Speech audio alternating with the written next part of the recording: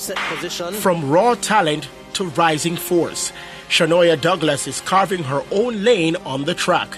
With a smooth stride, quiet confidence, and a hunger that shows when it matters most, she represents the next wave of Jamaican excellence.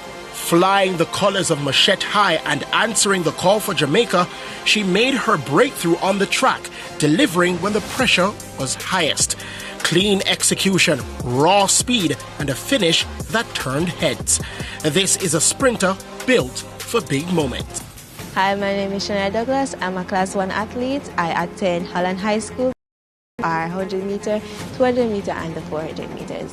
I like that Holland is not a shift school. I like the fact that we have a full 400 meter field that is always marked and cut, and they always make it a point of their duty that we are comfortable and we get what we need at all the time. Going into class, when I realized that I have to drop my socks, my mindset has to change from the mindset I had last year. I had to be more focused, be always race ready, which I am always am, but in that it is after ready like on the spot, right? And put my 110% in every race, and I can't slack off. When Hurricane Melissa struck Jamaica, schools across the island were forced to close as safety took priority. Flooded tracks, damaged fields, and unsafe facilities brought track and field training to a halt, disrupting preparation for the season. Coaches adjusted, athletes adapted, and when the waters receded, training resumed with renewed determination.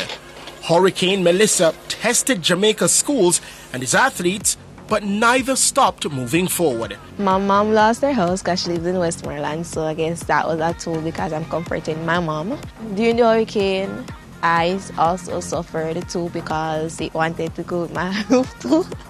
But I am lucky it didn't. It just lifted a little bit, but it's still intact. And it was really hard going back to training, knowing that when the rain falls, my roof leaks.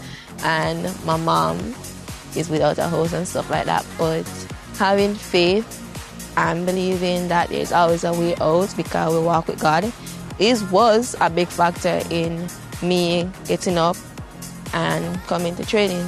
I didn't make the hurricane affect me that much.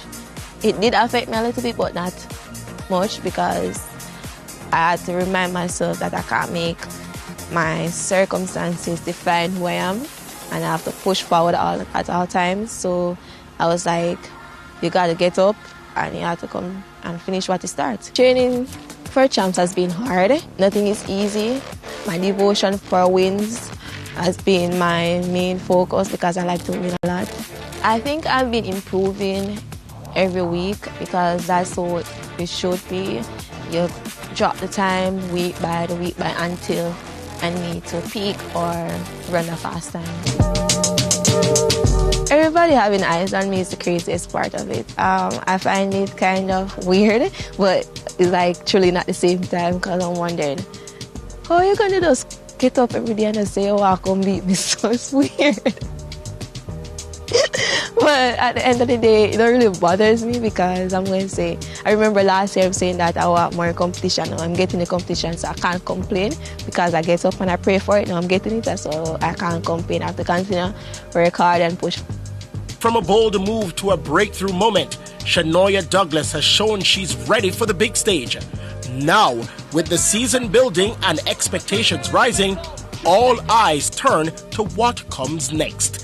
As the gun goes off at this year's ISSA Boys and Girls Championships, one thing is certain, Shanoya Douglas will be one to watch.